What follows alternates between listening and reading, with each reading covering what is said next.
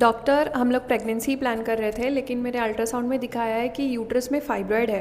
क्या प्रेगनेंसी के पहले ये फाइब्रॉयड निकलवाना ज़रूरी है? तो बेसिकली फाइब्रॉयड कई तरह के होते हैं एंड दिस चेंजेस एवरीथिंग। क्या आपके फाइब्रॉयड्स यूट्रस के कैविटी में यानी अंदर है, या उसके वॉल में है, या यूट्रस के बाहर है?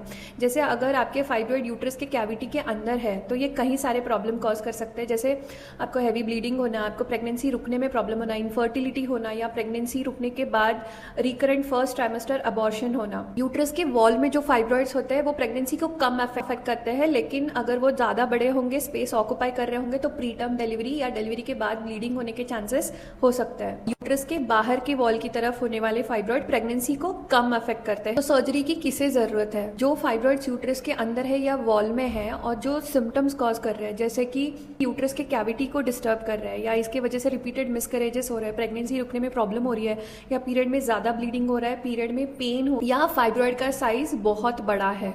ऐसे केसेस में हम लोग प्रेगनेंसी प्लान करने के पहले एडवाइस करते हैं कि आप फाइब्रॉइड रिमूवल सर्जरी यानी मायोमेक्टोमी करवा लें। और अगर आपके फाइब्रॉइड्स छोटे हैं, या यूट्रस के बाहर की तरफ है, या यूट्रस के कैविटी और शेप को अफेक्ट नहीं कर रहे, तो ऐसे फाइब्रॉइड प्रेगनेंसी कंसीव होने में कोई प्रॉब्लम नहीं करते और इन्हें जनरली रिमूवल की जरूरत नहीं पड़ती। रिमेंबर, हर केस का ट्रीटमेंट इंडिविजुअलाइज्ड होता है। डोंट पैनिक और सही एडवाइस लीजिए। सेव दिस रील और send this to someone you think might need it. Thank you.